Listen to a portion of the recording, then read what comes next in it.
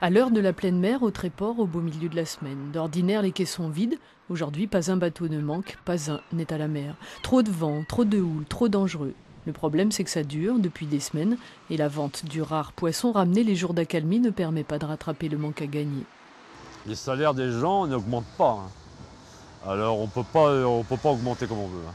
Ces longues journées passées à terre, c'est l'occasion de reprendre les filets pour préparer la saison de sol. Ça n'enlève pas l'inquiétude de voir fondre une trésorerie prévue pour gérer les aléas du temps, mais pas forcément les coups de vent qui durent des mois.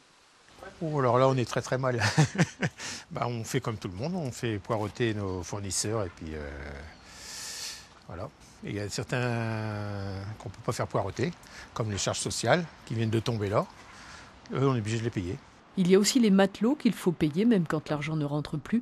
Au début de l'automne, les patrons pêcheurs les ont incités à prendre des congés, mais là non plus, il n'y a plus de souplesse. Et même si la météo redevenait clémente, il faudra patienter avant de retrouver les bonnes pêches.